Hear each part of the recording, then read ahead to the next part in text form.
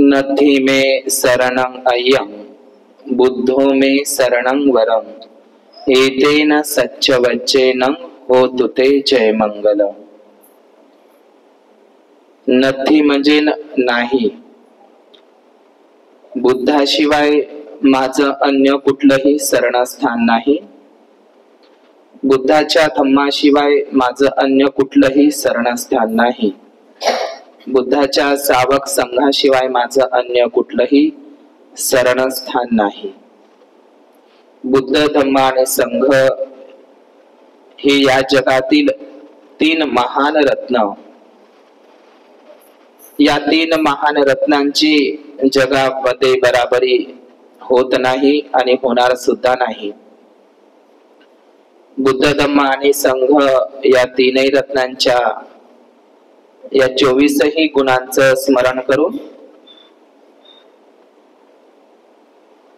धम्म विजय हाच सर्वश्रेष्ठ विजय आहे,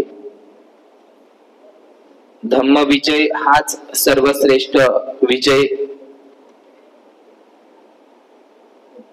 धम्म विजय मोक्षमुत्तम विजय। महान धम्मदायात यदसी महान सम्राट अशोक, बोधिसत्व परमपूज्य डॉक्टर बाबासाहेब आंबेडकर, बोधिसत्वाची सावली त्यागमूर्ती माता रमाई, उपस्थित सर्व श्रद्धाशील बौद्ध उपासक तसेच उपासिकांना सविनय नमो बुद्धाय तसेच जय भीम। बुद्ध आणि त्यांच्या धम्मग्रंथाचं या ठिकाणी पठन चिंतन, हा ग्रंथ अधिकाधिक समजून घेण्याकरिता बोधिसत्व डॉक्टर बाबासाहेब आंबेडकर या ग्रंथाच्या प्रस्तावनामध्ये असा उल्लेख करतात की बुद्ध आणि त्यांचा धम्मग्रंथ अधिक चांगल्या पद्धतीने समजून घ्यायचा असेल तर 2 ग्रंथ या सोबतीला आपण वाचली पाहिजे बारकाईने। तो ग्रंथ म्हणजे बुद्ध आणि कार्ल मार्क्स आणि दुसरा क्रांती आणि प्रतिक्रांती। हे 2 ग्रंथ बुद्ध आणि त्याचा धम्मग्रंथ समजण्यासाठी आणखी सोयीस्कर होईल असं बाबासाहेबांनी प्रस्तावनेत सांगितलेलं आहे। आज बुद्ध आणि त्यांच्या धम्मग्रंथामध्ये महादानी महाउपासक सुदत्त अनाथ पिंडक यांची दान पारमिता आपण या ठिकाणी ती समजून घेण्याचा प्रयत्न करूया। तथागत बुद्धांच्या बुद्धानुशासनामध्ये धम्मानुशासनामध्ये आपण बघितलं की तथागत बुद्धांनी 45 वर्ष आपल्या सद्धम्माचा प्रचार आणि प्रसार केला। 45 वर्ष 45 वर्षावास आणि 45 वर्ष सद्धम्माचा प्रचार आणि प्रसार केला। या 45 वर्षाच्या या वर्षावासामध्ये सर्वात जास्त वर्षावास तथागत बुद्धांनी महादानी महाउपासक सुदत्त अनाथ पिंडकाच्या जेतवनारामातील त्या मूलगंध कुटी महाविहारामध्ये केलेली आहे। 25 वर्षावास अर्ध्या अधिक धम्मगाथा धम्मसूत्राचं पारायण तथागत बुद्धांनी त्या श्रावस्तीला केलेला आहे। प्राचीन या जम्बूद्वीप या प्राचीन भारताचं जे जुनं नाव आहे ते जम्बूद्वीप आहे आणि या प्राचीन जम्बूद्वीपाची बुद्धाच्या वेळीची जी राजधानी होती म्हणजे प्राचीन जम्बूद्वीपाची म्हणा किंवा प्राचीन भारताची बुद्धाच्या वेळी जी राजधानी होती तर ती होती श्रावस्ती नगरी। एवढंच नाही, श्रावस्ती हे एक खूप मोठे दळणवळणाचे आणि व्यापारी मोठे केंद्र होते, सोबतच ते धम्म प्रचार आणि प्रसाराचेही मोठे केंद्र होते। एवढंच नव्हे तर बुद्धाच्या वेळी श्रावस्ती हे दाट लोकसंख्येचे ठिकाणही होते. अनेक उपासक उपासिका भिक्खू श्रावस्तीला तथागताला येऊन मिळाले. हे श्रावस्ती सध्याला उत्तर भारतामध्ये म्हणजे उत्तर प्रदेश मध्ये आहे. आज त्याचं नाव सहेट महेट आहे, सहेट महेट, परंतु आज ते श्रावस्ती जिल्हा म्हणून आहे. या श्रावस्तीमध्ये आपल्या महाराष्ट्रामधून पुन्न नावाचा एक व्यापारी व्यापाराकरिता श्रावस्तीलाच गेला आणि तो श्रावस्तीवरूनच प्रवज्या उपसंपदा धारण करून महाराष्ट्रामध्ये प्रचारासाठी आला. मध्य प्रदेशामधूनही महाकात्यायन नावाचा एक व्यक्ती बुद्धाकडे श्रावस्तीला गेला. तोही प्रवचित होऊन म्हणजे त्यावेळी मध्य प्रदेशामध्ये त्यांनी धम्म प्रचार आणि प्रसार केला. बुद्धाच्या वेळी आपल्या गुजरात मधून सुद्धा एक व्यापारी गेला होता. त्याचं नाव बाह्य दारुचिर्य नावाचा एक व्यापारी श्रावस्तीला बुद्धाच्या वेळी तिथे गेला आणि त्यांनी बौद्ध धम्माचा त्या ठिकाणी प्रवज्या उपसंपदा घेऊन धम्म दीक्षा घेऊन तोही सुद्धा गुजरातमध्ये प्रचार आणि प्रसाराकरिता आला. तर हे श्रावस्ती एक बौद्ध धम्माचं एक खूप मोठं केंद्र आहे. श्र हा शब्द पालीमध्ये येत नाही, त्याला पालीमध्ये सावत्थी म्हणतात. सावत्थी, सा अधिक व अर्धा त त्याले थी, सावत्थी हा पाली शब्द आहे. जसं आपण रतन सूक्तामध्ये सुवत्थी म्हणतो. सुवत्थी म्हणजे सुवस्ती, सावत्थी म्हणजे सावत्थी, साव. तर या सावत्थी शब्दावरूनच सावित्री शब्द सुद्धा त्याची उत्पत्ती झालेली आहे. सावित्री या शब्दाची उत्पत्तीच सावत्थी या शब्दावरूनच झालेली आहे. श्र हा शब्द पालीमध्ये येत नाही, श्रच्या ठिकाणी स येत असतो. म्हणून प्राचीन हे सावत्थी जी नगर आहे, या सावत्तीचं एक महत्व आहे बौद्ध धम्मामध्ये. आपण अर्ध्या अधिक गाथा जर घेतल्या त्रिपिटकामधल्या तर त्याच्यामध्ये एवं मे सुतम एकं समयम भगवा सावत्थीय विहरती जेतवने अनाथ पिंडकस्य आरामे. म्हणजे अर्ध्या अधिक गाथांमध्ये अधिकाधिक गाथांमध्ये सावत्थी या शब्दाचा, अनाथ पिंडकाचा आणि जेतवनारामाचा उल्लेख वारंवार आपल्याला अनेक गाथांमध्ये दिसतो. तर श्रावस्तीकडे तथागत बुद्ध कसे, त्यांचं प्रयाण कसं झालं, ते श्रावस्तीकडे येण्याचा इतिहास कसा आहे. तर तथागत बुद्धांच्या काळामध्ये, तथागत बुद्धांच्या वेळी तथागत बुद्धांचा महाउपासक एकच होऊन गेला. त्याचं नाव आहे महादानी सुदत्त महाउपासक अनाथ पिंडक. सुदत्त महादानी दानशूर म्हणा, महाउपासक महादानी सुदत्त अनाथ पिंडक.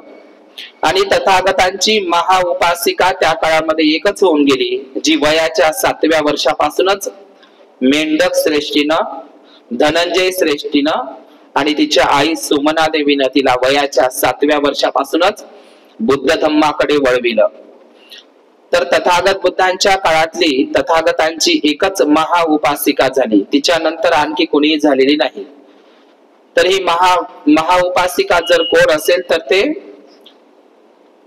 मिगार माता विशाखा. सासऱ्याच्या नावावरून तिची ओळख आहे महाउपासिका मिगार माता विशाखा असं आपण म्हटलं पाहिजे, जिने तथागतांपुढे भिक्खू संघासाठी स्वतःकरिता नाही, भिक्खू संघांकरिता तिने तथागत बुद्धांकडे 8 वर मागितले, जे बुद्ध आणि त्याच्या धम्मग्रंथामध्ये आहे. तथागताची महाउपासिका मिगार माता विशाखा, जिच्या नावावरून आपल्या भारतामध्ये विशाखापट्टणम आहे आंध्र प्रदेशमध्ये, तिच्याच नावावरून आहे. तर हे महाउपासिका मिगार माता विशाखा आणि महाउपासक सुदत्त अनाथ पिंडक, हे महाउपासक आणि महाउपासिका यांच्या कहाण्या खूप महत्वाच्या आहे बौद्ध साहित्यामध्ये. तर या सुदत्त ज्याचं नाव, हा सुदत्त अनाथ पिंडक हा श्रावस्तीला मोठा एक कोषागार होता, खजिनदार होता. राजा प्रसेनजिताच्या दरबारामधला तो खजिनदार होता, कोषागार, कोषाध्यक्ष होता. म्हणजे ज्याच्याकडं तो खजिनदार, जसा राजाचा खजिना असतो त्या खजिनाचा तो काय देखरेख करणारा होता. आणि तो एक श्रेष्ठी सुद्धा होता. श्रेष्ठी म्हणजे सेठ, आज आपण सावकार म्हणतो. सेठ हा शब्द पाली आहे. श्रेष्ठ या शब्दाचा अर्थ पालीमध्ये सेठ होतो. तर हा एक श्रेष्ठी सेठही होता, सावकार होता, खजिनदार होता. राजाच्या दरबारामध्ये तो देखरेख करायचा, खजिन्याचा देखरेख करायचा, असा हा सुदत्त अनाथ पिंडक. त्याचं अनाथ पिंडक हे नाव कशावरून पडलं हे आपण समजून घेतलं पाहिजे. हा श्रावस्तीचा अनाथ पिंडक, अनाथ, अनाथ म्हणजे ज्याचा कोणीही नाथ नाही, ज्याला कोणीही नाथ नाही, माता पिता नाही, अशा अनाथांना तो पिंड द्यायचा. पिंड म्हणजे काय? पिंड म्हणजे अन्न द्यायचा. त्यांना अन्न, वस्त्र म्हणजे गरजू वस्तू तो दान करायचा. अनाथ पिंडकाचं नाव, त्याचं नाव तर सुदत्त आहे, पण त्याला अनाथ पिंडक नावानं ओळखल्या जातो. तो अनाथ पिंडक म्हणजे तो अनाथांना पिंड द्यायचा, अन्न द्यायचा, अन्नदान करायचा. त्याच्या घरची ती एक सवयच लागलेली होती. अनाथ पिंडकांना खूप आवडत होतं काय, की श्रावस्तीचे जे काही गरीब लोक आहे, दारिद्र्य लोक आहे, अशा लोकांना तो सकाळी सकाळी आपल्या घरी भोजन शिजवायचा, अन्न शिजवायचा आणि चौकामध्ये ते शिजवलेलं अन्न चौकामध्ये आणून त्या ठिकाणी तो गरीब लोकांना अन्नदान करायचा मोफत मध्ये. जसं आता तुम्ही पाहिलं की ना, अनाथ आश्रमामध्ये जातात का नाही, अनाथ आश्रमामध्ये लोक अन्न घेऊन जातात, किंवा अनाथ मुलांच्या आश्रमामध्ये किंवा वृद्धाश्रमामध्ये आपण जातो. तर त्या काळामध्ये अनाथांना अन्नदान करणारा, म्हणजे अनाथालयाची सुरुवात बुद्धाच्या काळामध्ये जर कोणी केली असेल, अनाथांनाही अन्न दिलं पाहिजे, मोफत अन्न दिलं पाहिजे, ही सुरुवात जर कोणी केली असेल तर ते आपल्याला सापडते बौद्ध साहित्यामध्ये, सुदत्त अनाथ पिंडक. तर या अनाथ पिंडक रोज लोकांना अन्न पिंडदान करायचा. त्याच्या मुलीची नावं एकूण 3 आहे. त्यांच्या मुलीची नावं सुमना, महासुमना आणि चुल्ल सुमना, ही त्यांच्या मुलीची नाव आहे. म्हणजे सुदत्त अनाथ पिंडकांना 3 मुली होत्या, सुमना, महासुमना आणि चुल्ल सुमना, ह्या 3 मुली. आणि या सुदत्त अनाथ पिंडकाला महाकाल नावाचा एक मुलगा सुद्धा होता, सुपुत्र महाकाल, किंवा त्याला कालही म्हणतात. महाकालची गोष्ट आपण कधीतरी घेणार आहोत. काही लोकांनी महाकाल हा शब्दही चोरलेला आहे. तुम्हाला माहितच आहे, तिकडे उज्जैनला जर गेले तर ते महाकाल मंदिरच आहे की नाही. तर महाकाल कोणाला म्हणतात? आता कोणाला म्हणते? ते शिव भोला शंकरला म्हणतात ना. महाकाल हे सुदत्त अनाथ पिंडकाच्या मुलाचे नाव आहे, महाकाल. महाकाल या सुदत्त अनाथ पिंडकाचा मुलगा. या महाकालला सोन्याचे काशार्पण देऊ देऊ, सोन्याच्या मोहऱ्या देऊ देऊ सुदत्त अनाथ पिंडक बुद्धाकडे प्रवचनासाठी पाठवतो. दादा तुले मी आज एवढ्या सोन्याच्या मोहऱ्या देतो. मग तो लोभानं, मग दुसऱ्या दिवशी तिसऱ्या दिवशी त्याची कहाणी खूप मस्त आहे. सोन्याच्या काशार्पण त्या मोहरा देऊ देऊ बुद्धाकडे पाठवतो अनाथ पिंडक, आणि मग महाकाल प्रवचित होतो, भिक्खू बनतो. लक्षात घ्या. तर महाकाल हे एका भिक्खूचं नाव आहे. त्याला कालही म्हणतात आणि महाकालही म्हणतात. महा हे विशेषण आहे, जसं महाप्रजापती, महामाया, महामोगलाय हे की नाही, असं आपण म्हणतो. तर हा महाकाल हा सुदत्त अनाथ पिंडकाचा मुलगा. मुलींवर तर लहानपणापासूनच संस्कार राहते. सुमना, महासुमना आणि चुल्ल सुमना. जेव्हा सुदत्त अनाथ पिंडक आपल्या घरी अन्न शिजवायचा, भोजन करायचा, त्यावेळी ह्या 3ही मुली वडिलांचे संस्कार त्यांच्यावर होते. आधीही होते त्यांच्यावर ते संस्कार होते. तो फक्त अन्नदान करायचा गावामध्ये. आणि नंतर सुदत्त अनाथ पिंडकाची जी बहीण आहे, सुदत्त अनाथ पिंडकाची बहीण श्रावस्तीवरून राजगृहला देण्यात आली होती. कुठे? आता सुदत्त श्रेष्ठीची, अनाथ पिंडक श्रेष्ठीची जी बहीण आहे ती राजगृहाच्या धनपाल सेठला दिली होती. धनपाल श्रेष्ठी म्हणा किंवा धनपाल सेठ म्हणा, तर त्या धनपाल सेठला सुदत्तनाथ पिंडकाची बहीण राजगृहीला देण्यात आली होती. आणि म्हणून त्याचं नेहमी श्रावस्तीवरून राजगृहीला येणं जाणं राहत होतं, जसं आज बहीण भाऊ जातो का नाही आपण. तर सुदत्तनाथ पिंडक असाच आपल्या बहिणीच्या घरी पाहुणचारासाठी आला आणि बहिणीची भेट घ्यायची म्हणून, तिची सुख दुःख जाणून घ्यायची म्हणून तो बहिणीच्या भेटी करता आला. आता बहिणीच्या भेटी करता आल्या, जसं आजच्या काळामध्ये मोबाईल आहे की नाही, पण सुदत्तनाथ पिंडक अचानक आला होता बहिणीच्या घरी राजगृहाला. आल्याच्या नंतर काय झालं, त्याची जी बहीण होती, कोणाची, सुदत्तनाथ पिंडकाची, आणि त्याचे जे दाजी होते, तर या सुदत्तनाथ पिंडकाच्या बहिणीच्या घरी जय्यत तयारी चाललेली होती. जय्यत म्हणजे पूर्ण त्या राजगृह नगरामध्ये नगराच्या मेन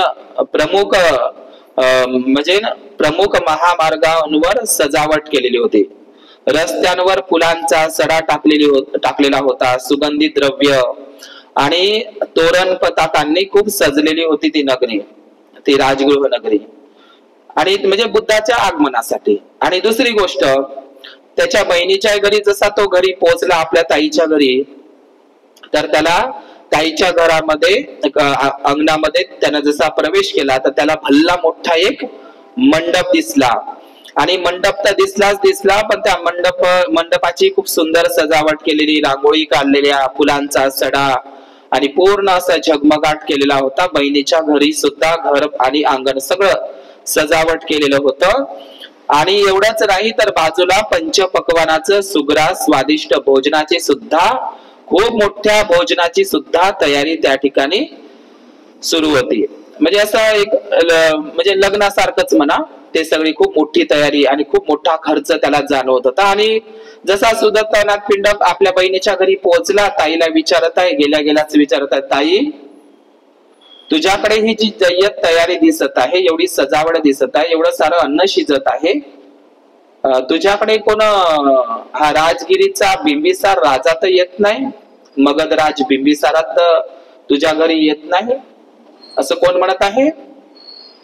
म्हणजे जी तयारी पाहून, जो खर्च पाहून, जी धावपळ पाहून, जी सजावट पाहून तो सुदत्तनाथ पिंडक म्हणते, ताई, तुझ्या घरी मगधराज बिंबिसार तर येत नाही ना तुझ्या घरी भोजनासाठी, त्याच्यासाठी तर तयारी नाही ना, कारण मीही प्रसेनजित राजाच्या दरबारामध्ये असतो. प्रसेनजित राजाच्या दरबारामध्ये मी असल्याच्या नंतर प्रसेनजित राजाची तयारी असेच करतात लोक, जशी तू आज केलेली आहे. कारण मला अनुभव आहे ताई, कारण मी प्रसेनजिताच्या राज दरबारात असल्यामुळे प्रसेनजित राजाची स्वागताची तयारी अशीच लोक करत असतात. आता मला असं वाटतं की राजगिरीला बिंबिसार राजा आहे, तर तो तुझ्या घरी येत असेल भोजनासाठी, त्याच्या आदरासाठी तू ही तयारी केली असेल. अशी तयारी राजे महाराजांचीच केली जाते, असं कोण म्हणत आहे? सुदत्तनाथ पिंडक. अशी तयारी कोणाची केली जाते? फक्त राजे महाराजांचीच केली जाते. काय तुझ्याकडे बिंबिसार राजा येत आहे का? तर नाही रे दादा म्हणते, माझ्याकडे कोणी काही महाराजा वगैरे काही कोणी येत नाही. त्या ग्रीदकूट पर्वतावर, त्या वैभार पर्वताच्या बाजूला ग्रीदकूट पर्वतावर असलेले अरहंत सम्यक संबुद्ध त्यांच्या श्रावक भिक्खू संघासहित माझ्याकडे आज ते भोजनाचं त्यांनी निमंत्रण स्वीकारलेलं आहे. आणि भगवंताचे धम्म श्रवण करण्याची संधी अयं भदंता, धम्म श्रवण कालो अयं भदंता, धम्म श्रवण करण्याची आम्हाला योग्य संधी उपलब्ध होणार आहे. भगवान बुद्ध आणि त्यांचा आर्य भिक्खू संघ आपल्याकडे येणार आहे. आता मला सांगा, ते सुदत्तनाथ पिंडकानं तथागत बुद्धाला बघितलं होतं का? अजिबात बघितलं नव्हतं. तर त्या ताईला अजून आणि उपासना म्हणते, एवढा खर्च करा लागते? असा खर्च तर राजा महाराजासाठी असते. कोण आहेत तो असा व्यक्ती? तर सुदत्तनाथ पिंडक म्हणतो, ताई, मला त्या व्यक्तीला भेटायचं आहे ज्याची तू तयारी एखाद्या राजा महाराजासारखी केलेली आहे. तर त्या अशा महान व्यक्तीला मला आत्ताच भेटण्याची इच्छा आहे. सुदत्तनाथ पिंडक आपल्या बहिणीला म्हणतो. त्याची बहीण म्हणते, नाही रे दादा, ते आपल्याकडेच येणार आहे भोजनासाठी, आपल्याकडेच येणार आहे. तो पुन्हाही ऐकत नाही. दुसऱ्यांदा आणि तिसऱ्यांदाही तो बहिणीला विनंती करतो, मला आत्ताच भेटायला जायचंय, आत्ताच भेटायला जायचं आहे, आत्ताच भेटायला जायचंय. त्याची बहीण एवढी गयावया करते, एवढी गयावया करते, पण तो ऐकायला तयार होत नाही. मला जाऊनच पाहू दे. राजे महाराजासारखी अशी तयारी केलेली आहे तू, राजे महाराजांचीच तयारी अशी असू शकते. कोण आहे तो असा व्यक्ती, मला त्याची भेटगाठ घेऊ दे. त्या ठिकाणी मग तो ग्रीदकूट पहाड चढून जातो. कोण? सुदत्त अनाथ पिंडक पहाड चढून जातो आणि त्या ठिकाणी तथागतांना कार्यकारण भाव विचारतो. कार्यकारण भावाचा सिद्धांत तथागतांकडून तो समजून घेतो. तर त्या ठिकाणी तथागतांपुढे गेल्याच्या नंतर तो तथागतांचा धम्म कथन करतो, ऐकतो, श्रवण करतो.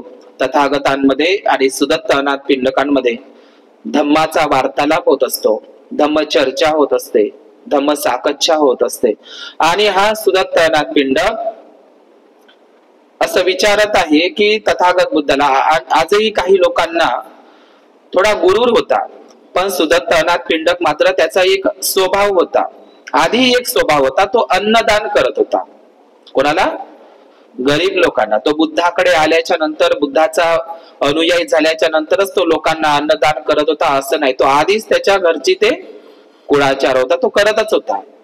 त्याच्यामध्ये दान नावाची प्रवृत्ती होती, पण तो अन्नदानच करायचा. तर हा सुदत्त अनाथ पिंडक आजही काही लोकांना कोणी विचारलं नाही तरी बखान करण्याची सवय आहे. म्हणजे एखाद्या व्यक्तीने विचारलं जरी नाही तर काही लोकांना आजही आपल्या धनसंपत्तीचं बखान करण्याची सवय आहे. कोणी विचारतही नाही, पण आहे लोकांना, आहे की नाही? बखान म्हणजे समजलं तुम्हाला? म्हणजे स्वतःच आपली स्तुती करून घ्यायची किंवा आपल्या धनसंपत्तीचं प्रदर्शन करायचं, प्रदर्शन मांडायचं लोकांसमोर. तर हा सुदत्त अनाथ पिंडक असाच म्हणत आहे, तथागता माझ्याकडे भरपूर, मी राजा प्रसेनजिताच्या दरबारामधला खजिनदार आहे तथागता. तथागताने विचारलं होतं का त्याला, तू कोण आहे म्हणून? तथागत गरीब असो श्रीमंत असो कुणी असो, तथागत कुणापुढेही भेदभाव करत नव्हते. तर तथागतांनी त्याला काही विचारलं नाही, परंतु सुदत्त अनाथ पिंडक सांगत आहे तथागतांना की माझ्याकडे, मी राजाच्या दरबारामध्ये खजिनदार आहो, मी सेठ आहो, सावकार आहे, माझ्याकडे भरपूर धनसंपत्ती आहे, खजाना आहे, सोन्याचा खजाना आहे माझ्याकडं. अनेक काय आहे, विस्तृत अशी शेतजमीन सुद्धा आहे माझ्याकडं. विस्तृत अशी म्हणजे भरपूर शेतजमीन आहे माझ्याकडे, भरपूर नोकर चाकर आहे सेवक काम करायला, माझ्याकडे भरपूर कारखाने आहे, माझ्याकडे भरपूर हत्ती घोडे वगैरे जे काय असेल त्या काळातली धनसंपत्ती माझ्याकडे भरपूर आहे. तथागता माझ्याकडे भरपूर धनसंपत्ती आहे, भरपूर खजिन्याचा मी मालक आहो, माझ्याकडे विस्तृत अशी भरपूर शेती आहे, माझ्याकडे भरपूर नोकर चाकर आहे, माझ्याकडे काहीच कमी नाही, खूप श्रीमंत आहो, मी खूप श्रीमंत आहो, धनसंपत्तीला काही कमी नाही म्हणते तथागता. माझ्याकडं सगळं आहे, माझ्याकडं खूप आहे माझ्याकडं. पण तथागता म्हणते एवढं सारं असूनही मात्र काही नाही आहे, ते तुमचाच प्रश्न आहे. अनेक लोक आम्हाला विचारतात, आम्ही धम्म प्रचाराला जात होतो, भंतेजी घरी सर्व काही असून जीवाले सुख नाही, असा एक शब्द तुम्ही वापरता का नाही? घरी सर्व काही असून जीवाले सुख नाही. आता तुमच्या भाषेमध्ये जीवाले सुख नाही, पण सुदत्त अनाथ पिंडकही असंच म्हणतो, माझ्याकडे भरपूर धनसंपत्ती आहे, भरपूर धनाचा खजाना आहे, नोकर चाकर आहे, भरपूर जमीन आहे, सगळं काही बराबर आहे, परंतु मात्र जीवाले सुख नाही, सुखानं आणि शांतीनं नाही, सुख आणि शांती नाही माझ्याकडे. तर मी काय करू? तर बुद्धानं आलवक सुत्तामध्ये खूप सांगितलेलं आहे. आलवक सुत्त खूप सुंदर आहे. सुखाने आणि शांतीने, यक्ष आलवकाने काय विचारलं होतं बुद्धाला प्रश्न? सुखाने आणि शांतीने जगण्याकरिता मनुष्याने काय करावे? बुद्धाने यक्ष आलवकाला उत्तर दिलं होतं, हे आलवका, सुखाने आणि शांतीने जगण्याकरिता मनुष्याने आपल्या मनातील क्रोधाची हत्या करावी. आपल्या मनातील हत्या. म्हणजे तथागत बुद्ध म्हणतात हत्या करायची नाही पानाती पाता, पण हत्याही करा. पण कुणाची करा? क्रोधाची हत्या करा. आपल्या मनात उत्पन्न झालेल्या क्रोधाची हत्या करा. तर हे असं जेव्हा म्हणत आहे की सर्व काही बराबर आहे घरी धन संपत्ती, पण सुख नाही आहे, तर मग काय करायचं? तर तथागत बुद्ध म्हणतात सुख नाही. मग सुदत्तनाथ पिंडक काय म्हणतात की मग मी ह्या गृहस्थ जीवनाचा त्याग करून प्रवचित व्हावं का? का गृहस्थी जीवनामध्ये राहून मनुष्याला सुख, शांती आणि समाधानाचं जीवन जगता येणार नाही का? तर तथागत बुद्ध म्हणतात हो, गृहस्थ जीवनामध्ये राहून सुद्धा आपल्याला निर्वाण साधता येते, परम सुख साधता येते. परम सुख म्हणजे कोणतं? निब्बाण. निब्बाण म्हणजे मरण नाही आहे. निब्बाण तर मुलाचे नावही ठेवले पाहिजे तुम्ही, पण निर्वाण निब्बाण जर म्हटलं तर तुम्हाला असं वाटतं की मरण आहे. निब्बाण म्हणजे परम सुख आहे. निब्बाण म्हणजे काय? निष्कलंक जीवन जगत राहणे, म्हणजे निब्बाणाचं परम सुख याच जन्मामध्ये ते त्याचा अनुभव घेत राहणं. निब्बाण परम सुख आहे की नाही? निब्बाण म्हणजे काय? बुद्धानिस धम्मामध्ये सोप्या पद्धतीमध्ये सांगितलेलं आहे. निब्बाण म्हणजे निष्कलंक जीवन जगत राहणे. निब्बाण म्हणजे निर्दोष जीवन जगत राहणे. आणि निब्बाण म्हणजेच काय? आर्य अष्टांगिक मार्गाचे जीवन जगत राहणे, म्हणजे निब्बाण परम सुख होय. याच देही याच जन्मामध्ये त्या परम सुखाचा आपल्याला अनुभव घेता येतो. आलं लक्षात तुम्हाला? तर गृहस्थ राहून सुद्धा आपल्याला सत्कार्य करता येते. बुद्धाने अनाथ पिंडकाला सांगितले सत्कार्य म्हणजे काय? तर या जीवनामध्ये आर्य अष्टांगिक मार्गाचं पालन करून हे अनाथ पिंडका तुझी सम्यक आजीविका असली पाहिजे. सम्यक आजीविका म्हणजे आपण जे रोज पोट भरतो, आपल्या घरी जे पैसे येते, जिकडून काही धनसंपत्ती येते, जे काही असेल तुमची ती धनसंपत्ती योग्य मार्गाने येत आहे किंवा नाही येत आहे, लक्षात घ्या. याच्यावर आपलं लक्ष असलं पाहिजे. अनेक लोक म्हणतात, आम्ही लोकांच्या घरी जात असल्याने काय म्हणतात की आमच्याकडे आहे की नाही, आमच्या घरामध्ये सुख नाही आहे.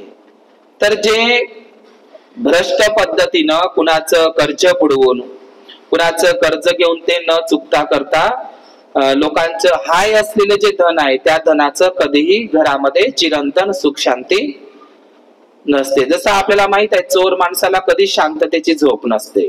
असते का? आहे की नाही? म्हणून आपल्या तथागत बुद्धाने सांगितलंय सम्यक आजीविका. सम्यक आजीविका 5 प्रकारचे निषिद्ध व्यापार सांगितले. मी ते तुम्हाला त्या दिवशी सांगितलेच आहे. मद्य व्यापार, पशु व्यापार, विष व्यापार, आहे का नाही, ते काय म्हणते मांस व्यापार आणि देह व्यापार, ज्याला वेश्या व्यवसाय म्हणतात, आहे का नाही, किंवा मग ते शस्त्र व्यापार. तर हे तथागत बुद्धांनी 5 प्रकारचे निषिद्ध व्यापार सांगितलेले आहे. मद्य व्यापार म्हणजे काय? दारूचा व्यवसाय कधी करू नये, आहे की नाही. बौद्धांनी तर करूच नाही, ते अशोभनीय आहे. पण आता काय सांगावं, बौद्धांच्याच वस्त्यामध्ये दारूची दुकानं आपल्याला दिसतात. तर ही सम्यक आजीविका आहे का?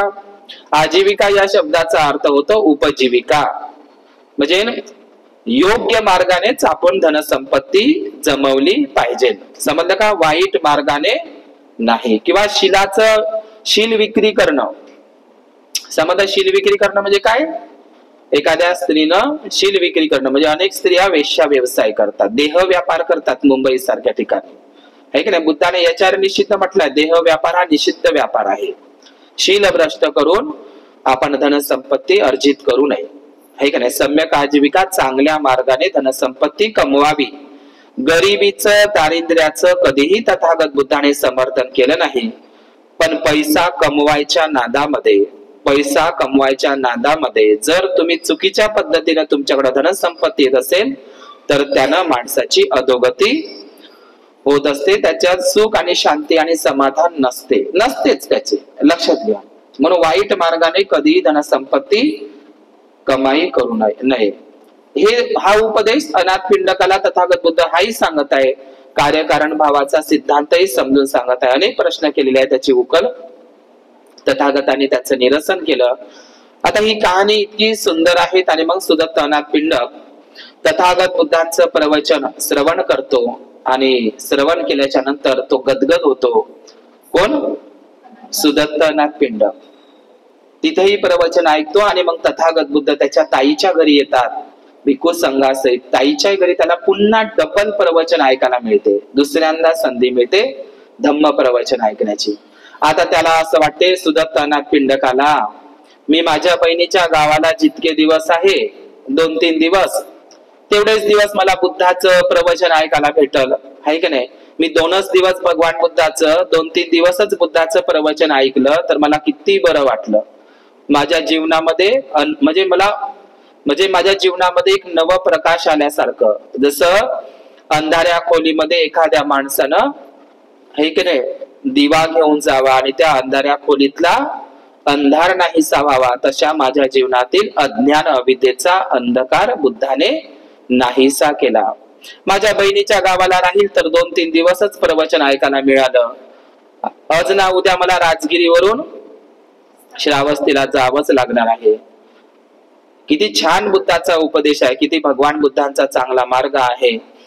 आता मी काय करू? आता ह्या धम्मापासून मी मुकणार, बुद्धाचा धम्म मला ऐकायला मिळणार नाही. का असं करू नये की बुद्धालाच माझ्या गावाकडे घेऊन जाऊ, श्रावस्ती नावाच्या नगरात, आहे की नाही, तेही बरं होईल. तर बुद्धाला काय म्हणते, तथागता तुम्ही राजगृहला आहे तर तुम्ही म्हणते आमच्या श्रावस्तीला सुद्धा या. मी तुम्हाला लोकभाषेत सांगत आहोत, समजत आहे का?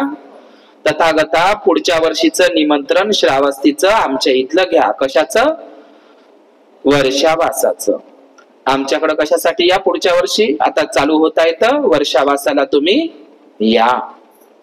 तर तथागत बुद्धाला आणि भिक्खू संघाला वर्षावासाचं आमंत्रण करून सुदत्त अनाथ पिंडक बहिणीचा निरोप घेतो आणि श्रावस्तीला जातो. श्रावस्तीला गेल्याच्या नंतर वर्षावासाला तर टाइमच आहे. तथागत बुद्ध आणि त्यांचा भिक्खू संघ आमच्या श्रावस्तीला येणार आहे, तर त्याची तयारी त्यांना 3 महिन्यापासूनच केली आहे. 3 महिन्यापासूनच केलेली आहे. असंही बौद्ध साहित्यामध्ये वाचनात आलं की आनंदालाही तथागत बुद्धाने तिथे काय तयारी आहे याची शहानिशा करण्यासाठीही पाठवलेलं आहे. तर सुदत्त अनाथ पिंडक श्रावस्तीला येतो बहिणीच्या गावावरून आणि मग तो विचार करतो की तथागत सम्यक संबुद्ध त्यांच्या पुण्यक्षेत्र असलेल्या भिक्खू संघासहित श्रावस्तीला येणार आहे. आता एवढा मोठा अरहंत महान सम्यक संबुद्ध, हा जगत वंदनीय सम्यक संबुद्ध पहिल्यांदा श्रावस्तीला येत आहे. तर जसं एखाद्या स्त्रीला आहे का ना आपल्या मराठीमध्ये, कुठे ठेवू आणि कुठे नाही, आहे का नाही, अशा पद्धतीची कुठे ठेवू आणि कुठे नाही. हा अरंत महान सम्यक संबुद्ध श्रावस्तीला येत आहे. तर त्याला कुठे ठेवायचं? सम्यक संबुद्धाला अजिबात त्रास झाला नाही पाहिजे, अजिबात कोलाहल गोंगाट, त्यांना शांत जागामध्ये ठेवता आलं पाहिजे. कुठे ठेवावं? कुठे ठेवावं? तथागताला कुठे ठेवावं? एवढ्या महान उपदेशकाला कुठे ठेवावं? मग तो विचारात राहतो. मग विचारात असतो, गावापासून एकदम जवळही नाही आणि गावापासून एकदम लांबही नाही. भगवान बुद्धांच्या वर्षावासाची, त्यांच्या राहण्याची व्यवस्था कुठे करायची? जर तथागत बुद्ध आणि भिक्खू संघ आले तर मग तो पूर्ण श्रावस्तीच्या नगराच्या सभोवताल सुंदर अशा जागेची, रमणीय सुंदर झाडांनी आणि वेलींनी सजलेल्या अशा ठिकाणांची तो पाहणी करतो. परंतु त्याला श्रावस्ती नगराच्या गावापासून एकदम लांबही नाही आणि गावापासून एकदम दूरही नाही. म्हणजे भिक्षाटनाच्या दृष्टिकोनातून आणि लोकांना येण्या जाण्याच्या दृष्टिकोनातून आणि ते महामार्गावर सुद्धा. तर श्रावस्तीच्या आजूबाजूचा परिसर तो धुंडाळून काढतो आणि मग त्याला जेत राजकुमाराचं उद्यान, उद्यान म्हणजे बगीचा, गार्डन, जेत राजकुमार. जेत म्हणजे काय? जेता. जेता म्हणजे विजेता. जेता म्हणजे काय? जिंकलेला. तर या जेत राजकुमाराचं त्याला गार्डन दिसतं, तो बगीचा दिसते, रमणीय असा बगीचा आणि सभोवताल झाडं लावलेली. मग तो जेत राजकुमाराच्या मालकीचं असतं. ते काय असतं? जेत राजकुमाराच्या मालकीचं असतं ते वन समजा. तर मग तो जेत राजकुमाराकडे येतो आणि जेत राजकुमाराला काय म्हणतो? अरहंत सम्यक संबुद्ध आणि त्यांचा भिक्खू संघ वर्षावासाकरिता या ठिकाणी श्रावस्तीला येणार आहे. ती जागा मला योग्य वाटत आहे तथागतासाठी, भिक्खू संघासाठी, ती जागा मला तुमच्याकडून हवी आहे. कोण म्हणत आहे असं? सुदत्तनाथ पिंडक जेत राजकुमाराला. तर जेत राजकुमार म्हणते ते नाही, ते राणीचं आणि माझं आवडतं वन आहे, तिथे आम्ही नेहमी फेरफटका मारायला जात असतो, आमच्या आवडीचं आहे ते, तिथे सुंदर सुंदर फुलं आहे, झाडं आहे, आमचं ते फेरफटका मारण्याचं वन आहे, मी तुला काही ते विकणार नाही. आता राजकुमार कायले विकणार आहे, त्याच्याकडे भरपूर पैसे आहे, गरीब थोडाच असतो जेत राजकुमार, मी ते काही विकणार नाही. कोण म्हणत आहे असं? जेत राजकुमार, मी ते विकणार नाही. तुम्ही ऐकली नाही कहाणी? सगळ्यांनीच ऐकली आहे, महाउपासकनाथ पिंडकाची. लक्षात घ्या. तर ते मी विकणार नाही म्हणते. आणि तो पुन्हा एवढा आग्रह करते, पहिल्यांदाही करते, दुसऱ्यांदाही करते आणि तिसऱ्यांदाही करते. जेत राजकुमार म्हणते नाही नाही. तुम्ही कधी कधी पाहिलं असेल, ज्या लोकांना विकायचं नाही तर ते लोक माहित आहे का मग लय मोठी किंमत सांगते. जसं तुम्ही काही वस्तू घ्यायच्या होते का नाही, घेतली नाही पाहिजे म्हणून, जसं बैलवाल्यांना अनुभव आहे, तुम्हाला नसेल पण तुम्हालाही थोडाफार अनुभव असेल. म्हणजे एखाद्यानं ती वस्तू घेतलीच नाही पाहिजे तर मग त्याच्यासाठी मोठी रक्कम सांगून द्यायची, मग हा काही घेत नाही ना मग जमला.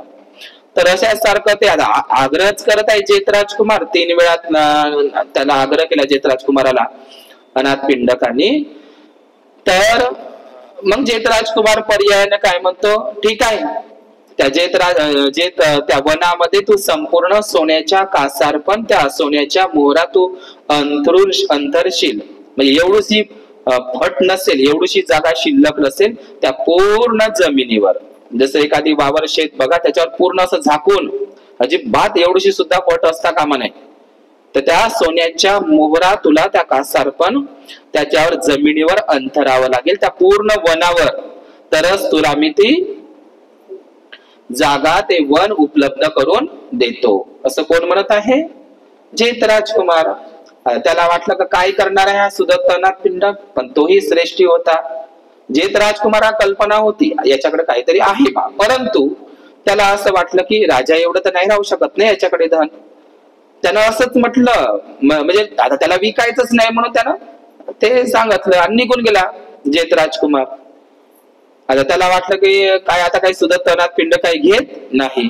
आणि तसंच त्यानं सकाळ उजाडू दिली सुदत्तनाथ पिंडकानं, आणि काही नौकर चाकर वगैरे घेतले, दासदासी, आणि त्यांनी मस्त बैलबंड्या आहे का नाही, साचीच्या स्तूपावर नाही तर भरूचच्या स्तूपावरच नाही तर 84,000 स्तूपावर सुद्धा ती शिल्पकला कोरलेली आहे. तुम्ही भरूचच्या स्तूपावर आणि साचीच्या स्तूपावर पाहू शकता. ते सोन्याच्या मोहरा सुदत्तनाथ पिंडक अंतरत आहे. बैलबंड्यांनी मग ते सोन्याच्या मोहरा आणल्या, आणि त्या बैलबंड्यानं मग ते त्यांनी ते असे माणसंही लावले, असे म्हणजे बैलबंड्या आणल्या का रिचल्या का ते मग ते सगळं अंतरायचा सोन्याच्या मोहरा, ते आहेत शिल्पकलेमध्ये. मग ते असं करता करता पूर्ण ते जेतवन, जेत राजकुमाराचं जेतवन पूर्ण सोन्याच्या मोहऱ्याने आच्छादित केलं.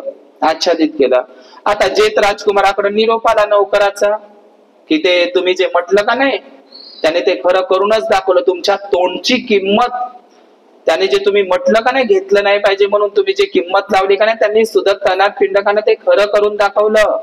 तो सोन्याच्या मोहरा बैलबंड्यानं नेऊ तिथं अंतरत आहे. त्यांनी ते झालं. आता थोडीशी जागा शिल्लक राहिली म्हणते, ते नौकराकडून त्याला माहिती मिळते. समज तुम्हाला थोडीशी जागा शिल्लक राहिलेली आहे.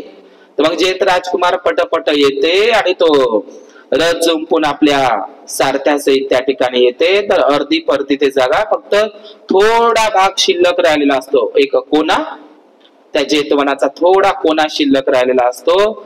तर तो जेत राजकुमार तर डोक्यावर हातच ठेवते. त्याला आश्चर्य वाटते, मी तर असंच म्हटलं बा घेणार नाही. तर तो आश्चर्यचकित होते. मग जेत राजकुमाराला असं वाटते, हा सुदत्तनाथ पिंडक हा वेडा की पिसा कोणासाठी बरं हे एवढं मोठं ते जागा घेत आहे. बरं घेत आहे पण सोन्याच्या मोहरा त्यानं हातरावं, आपल्या अख्ख्या आयुष्याचा खजाना त्यानं धनसंपत्ती त्या जमिनीवर अंतरावी. म्हणजे कोण आहे बा असं, म्हणजे काय आहे बा असं त्याला आश्चर्य वाटते.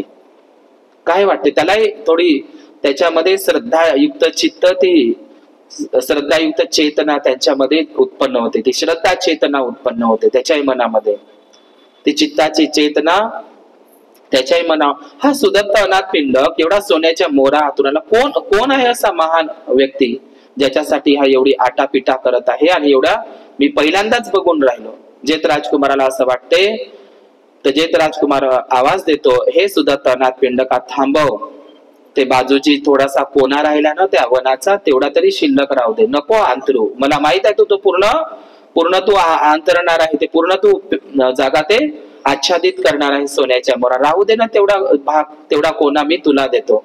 तू एवढं मोठं पुण्य संपादन करत आहे, कुशल संपादन करत आहे, एवढी मोठी महादान पारमिता तू पूर्ण करत आहे, तर तेवढीशी जागा राहू दे, त्याच्यावर काय सोन्याच्या मोरा तू काय आता अंतरू नको, तेवढी जागा तुला मी मोफत देऊन टाकतो. मोफत म्हणण्यापेक्षा म्हणजे तुला म्हणजेच काय तर कोणाला माझ्याकडून ती सम्यक संबुद्धाला आणि त्यांच्या भिक्खू संघाला तू एवढी देत आहे सोन्याच्या मोरा हातरून, तर माझ्याकडून हा थोडासा कोणा वनाचा मी तुला बुद्धाच्या त्या महापुरुषाला त्या महामानवासाठी मी माझ्याकडून तुला असाच तो तुकडा शेवटचा कोणा तुला देत आहो.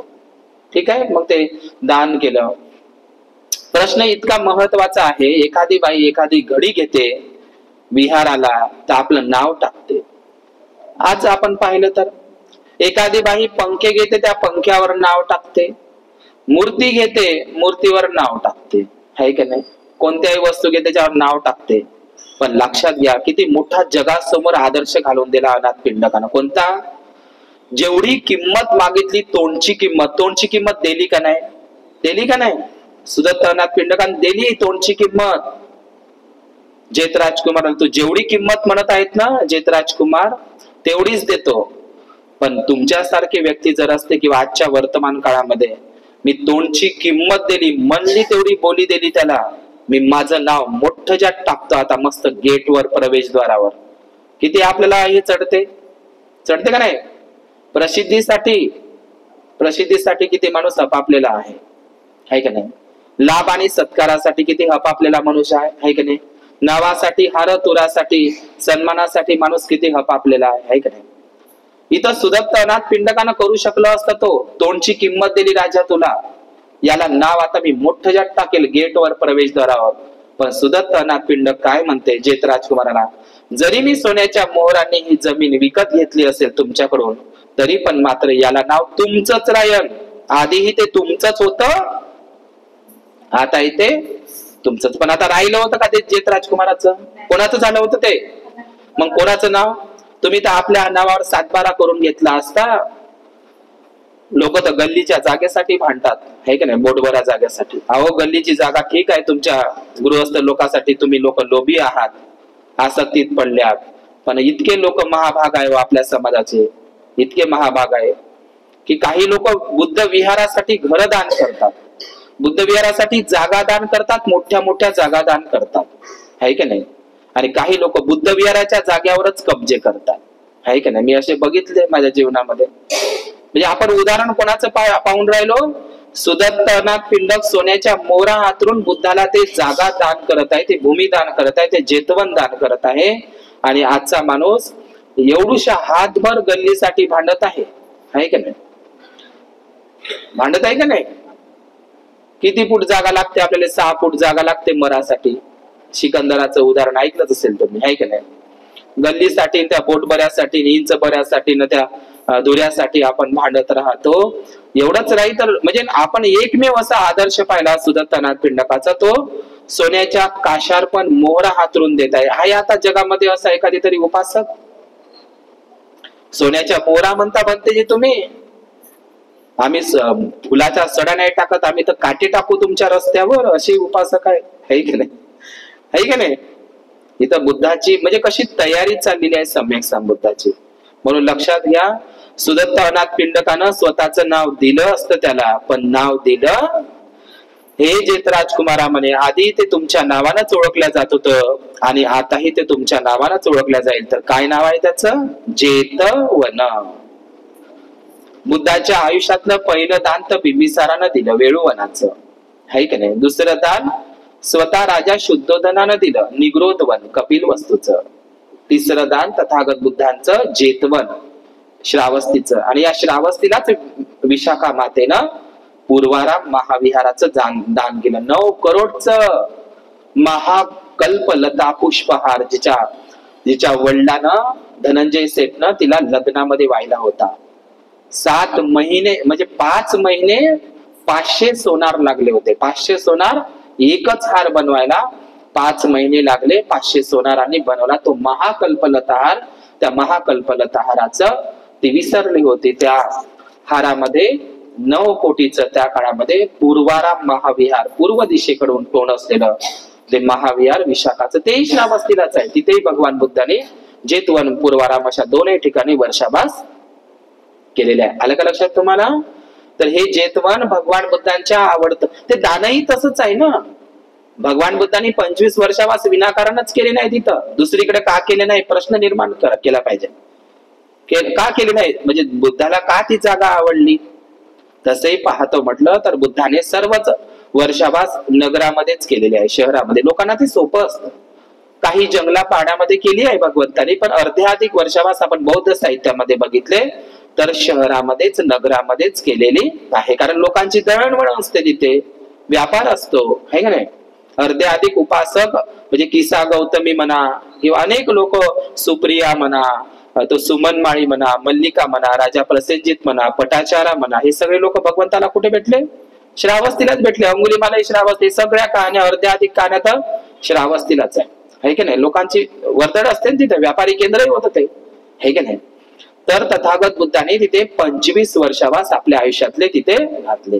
श्रावस्तीला सोडलं तथागत बुद्धाने. केव्हा सोडलं? जेव्हा सारीपुत्ताचं आणि मोगलांचं परिनिर्वाण झालं तेव्हा त्यांना थोडं ते चिंताग्रस्त झाले आणि त्यांनी मग नंतर ते वैशालीला प्रयाण केलं. नंतर तर भगवान बुद्ध महापरिनिर्वाणालाच गेले. श्रावस्तीलाच तथागत बुद्धांचा जो उपस्थायक आहे, धम्मसेवक आनंद, ज्यांनी भगवंताची आयुष्यभर धम्मसेवा केली, आहे की नाही? आनंदाने बुद्ध गयेची म्हणजे त्या बोध गयेची बोधी वृक्षाची शाखा श्रावस्तीला आणून लावलेली होती. समजलं? आजही तो आनंद महाबोधी वृक्ष म्हणून आजही तुम्ही श्रावस्तीला गेले तर तिथं दिसते. जो भूमिगत गेला, कोण भूमिगत गेला? देवदत्ताचं परिनिर्वाण, तो भूमिगत झाला, तोही तळ तुम्हाला श्रावस्तीलाच दिसत. हे विशेषण आहे. दुसरी गोष्ट, श्रावस्तीला प्रसेनजित राजानं राजकाराम नावाचा महाविहार, त्यांचा एक राजकाराम, तुम्ही आता श्रावस्तीला गेले तर तिथं तुम्हाला दिसते. म्हणजे राजा प्रसेनजितानं आपला राहता महालच बुद्धाला दान करून टाकला, भिक्खू संघाला. त्याचं नाव आहे राजकाराम महाविहार. तुम्हाला श्रावस्तीला गेले तर तिथं दिसेल त्याचे खंडहर. आणि श्रावस्तीतलं मूलगंधकुटी महाविहार, मूलगंधकुटी महाल. आता श्रावस्ती खूप मोठा आहे, पण भगवान बुद्धांची मेन जे ठिकाण होती मूलगंध, मूल म्हणजे काय? जिथं मूळ पुरुष राहतो, तथागत बुद्ध राहतो असं म्हणतात. त्या मूलगंधकुटी महाविहारातून सुगंध वाहत होता, है की नाही? तर ते मूलगंध कुटी महाविहार आजही तुम्हाला श्रावस्तीला जेतवनामध्ये दिसते. आजही ते आहे जेतवन, है की नाही? Sir Alexander Cunningham, James Prinsep यांनी ते जगासमोर आणलेलं आहे श्रावस्तीला. या श्रावस्तीला फाय्यान, युआनशांग, इत्सिंग यांनी भेटी दिलेल्या आहे. एवढंच नाही तर तो फ्रान्सिस बुकानन आणि अनेक पुरातत्वविदांनी श्रावस्तीच्या जेतवना आरामाला भेटी दिलेल्या आहे. दुसरी गोष्ट, कुमारदेवी नावाची जी महाराणी आहे, गोविंदचंद्र गहडवाल यांनी सुद्धा त्या जीर्णोद्धाराच्या त्या जेतवनाच्या महावीरासाठी दान केलेलं आहे. तर हे श्रावस्ती हे खूप महत्वाचं ठिकाण आहे. तर या श्रावस्तीला तथागत बुद्धांनी, लक्षात घ्या, मी थांबवतो माझी कहाणी. तर या श्रावस्तीला सुदत्त अनाथ पिंडक दिवसातून तो 5 वेळा भगवान बुद्धाचं प्रवचन ऐकायला जायचा. या श्रावस्तीचाच राजा कोण आहे? राजा प्रसेनजित. त्याला तर नेहमी संधी उपलब्ध झाली, आहे का नाही? बरं झालं तथागत बुद्ध त्या श्रावस्तीच्या प्रदेशामध्ये आले, नाहीतर अंगुलीमाल कुणाच्या तरी हातून मारल्या गेला असता. अंगुलीमालाचंही भलं झालं, कल्याण झालं, मंगल झालं. त्या श्रावस्तीला अनेक लोकांचं कल्याण कोणामुळे झालं? सांगा कोण आहे? तो बहिणीच्या गावाला गेलाच नसता. अनेक लोकांच्या मंगलासाठी, कल्याणासाठी तथागत बुद्ध, म्हणजे तथागत बुद्ध म्हणण्यापेक्षा सुदत्त अनाथ पिंडक काय ठरला? महान ठरला. सुदत्त अनाथ पिंडकानं श्रावस्तीला तथागत बुद्धाला आमंत्रितच केलं नसतं वर्षावासासाठी, तर श्रावस्तीच्या लोकांचं कल्याण झालं असतं का? झालं असतं. राजा प्रसेनजित तर आणखी राजांना अहंकार असतो आहे का नाही. राजा प्रसेनजित सुद्धा बुद्धाचा अनुयायी बनला. त्याच्या मागे श्रेय कोणाचं? सुदत्तनाथ पिंडकाचं. त्या राजा प्रसेनजिताची महाराणी मल्लिका देवी, त्याचंही कल्याण सुदत्तनाथ पिंडकामुळेच झालेलं आहे. तर राजा प्रसेनजित आणि मल्लिका महाराणी हे दोनही भगवान बुद्धांचे महाउपासक महाउपासिका तिथेच झालेला आहे. पण श्रावस्तीला मठ्ठ कुंडली नावाचा एक चिकट माणूस होता. त्याची कहाणी मी तुम्हाला नंतर सांगेन कधीतरी. तर या सुदत्तनाथ पिंडकांनी आपल्या इथल्या सुदत्तनाथ पिंडकाच्या घरी नेहमी भिक्खूंचं नेहमी वर्दळ असायची. तो भिक्खूंना अन्न, वस्त्र, निवारा, आरोग्य आणि शिक्षण या पाचही गरजा, औषधीचं सुद्धा तो दान करायचा. इतकं दान करतात. बौद्ध साहित्यामध्ये असा उल्लेख आहे. तुम्हाला असं वाटेल की दान देणाऱ्या मनुष्याकडे दान वाढते, पण सुदत्तनाथ पिंडकाचा एवढा खजिना खाली झाला होता, असा उल्लेख आहे की शेवटी त्याच्याकडे दान द्यायलाही काही राहिलेलं नव्हतं. तर त्याने आपल्या अंगणातली, त्याच्या परच बागेतील अंगणातली माती दान केली होती. कुठे? जेतवनामध्ये. झाडाखाली ती माती टाकली होती. बघा, दानाला काही हे नसते. शब्दाचंही दान देता येते. एखाद्याला सुखाचे शब्दाचं दान करा, नका पाणी देऊ, अन्नदान करू, पण रस्त्यानं येता जाता एकामेकासोबत जय भीम घ्या. शब्दाचंही दान करा. सुखाचे शब्द जरी बोलले तर लोकांना दुःखावरती फुंकर मारल्यासारखं होते, आहे की नाही? आहे का नाही? लोकांचं आपण चांगलं करू शकत नाही, म्हणजे वाईटही करू नका, आहे का नाही? तर तथागत बुद्धांना म्हणजे इतकी दान पारमिता का त्याच्याकडे शेवटीला दान राहिलं नव्हतं. तर असा उल्लेख आहे की त्यांनी आपल्या अंगणातली माती त्या जेतवनाच्या प्रत्येक झाडात खाली तिथे टाकली. म्हणजे तथागत बुद्धांचे आणि भिक्खू संघ त्याच्यावर बसून ध्यान करतील, ध्यान भावना करतील, आहे का नाही? तथागत बुद्धांचे आणि भिक्खू संघाचे त्याच्यावर पावलं पडतील मी टाकलेल्या मातीवर, आहे का नाही? आहे का नाही? म्हणून भगवान बुद्धाने तिथेच वर्षावास का केली याचं संशोधन करणं गरजेचं आहे. 25 वर्षावास तथागत बुद्धाने तिथे केलं, कारण ते दानच तसं होतं. आता तसा महादानी उपासक राहिलेला नाही राहिलेला महादानी उपासक. आलं का लक्षात तुम्हाला? तर हा सुदत्तनाथ पिंडकाचं हे जे महादान आहे, आज आपण नावासाठी कितीतरी, आहे की नाही, आपल्याला हव्यास आहे प्रसिद्धीसाठी, पण सुदत्तनाथ पिंडकाचं नाव मात्र जरी त्याने दिले नसेल, परंतु गाथांमध्ये मात्र ते नाव येते. म्हणजे एवं मे सुतं एकं समयं भगवा सावत्य विहरती जेतवने अनाथ पिंडिकस्य आरामे. आलं त्याच्यात नाव. म्हणजे भगवान बुद्धांच्या अर्ध्या अधिक खूप साऱ्या गाथांमध्ये अनाथ पिंडक नावाचा शब्द येतो. किती मोठी महानता आहे. आलं का नाही नाव? पण तिथं नाव नाही दिलं, पण गाथांमध्ये नाव आहे. आजही भिक्खूंच्या वाणीतून आणि तुमच्याही वाणीतून हा शब्द निघतो अनाथ पिंडकाचा. कोणाचा तरी आहे का? एखाद्या तरी आहे. एखाद्या तुम्ही गाथांमध्ये पहा, अनाथ पिंडकाचं नाव तुम्हाला भरपूर गाथेमध्ये दिसते, आहे का नाही? तर अनाथ पिंडक अमर झाला म्हणून नावासाठी नाही, म्हणून भगवंताने दान पारमिता सांगितलेली आहे. म्हणजे परतफेडीची अपेक्षा न करता निस्वार्थपणे दान करा. या हातानं केलेलं दान त्या हातालाही माहीत पडलं नाही पाहिजे, आहे की नाही? सगळ्यात मोठं दान तर धम्मदान आहे की नाही? दानाचा गवगवा नको, दानाची प्रसिद्धी नको, आहे की नाही? दानाचा गवगवा नको आणि दानाची प्रसिद्धी नको. तर तथागत बुद्धांचा हा जो महाउपासक आहे दान, तर आपलं दान कसं असलं पाहिजे? गुप्त दान. स्वार्थाची व परतफेडीची अपेक्षा न करता केलेलं दान, ज्याला उपेक्षा सहगत संतिरण चित्तानं केलेला. उपेक्षा भाव म्हणजे मी दिलं ते दिलं, त्याच्यामध्ये माझा कसल्याही प्रकारचा भावना नाही. मी दिलं ते दिलं, नाहीतर मग मी दिलं होतं. अनेक उपासक म्हणते पण आम्ही विचारत नाही, पण ते भाई गेट आम्ही दिलं होतं ना बुद्धाला, हे भाई ही मूर्ती आम्ही दिली, हे टेबल, हे पण ते तुम्ही बसता नाही, दरी आमची सगळी खुर्च्या आमच्या माईक, आम्ही विचारत नाही. दिल्याच्या नंतर ते तुमचं राहिलेलं नाही. दान हे दान दिलं तर तुमचा काय त्यात भाव राहिलाय का? म्हणून दान कसं असते? दोन्ही हाताने, सरळ हाताने दान. दानामध्ये भाव ठेवायचा नाही. दान दिल्याच्या नंतर परत मागता येते का? नाही. दान दिल्याच्या नंतर त्याच्यामध्ये भावही ठेवायचा नाही आपला. तुमचं आपोआप नाव होतं, प्रसिद्धी होतं. पण त्याच्यामध्ये जर तुम्ही ठेवत असाल मी दिलं.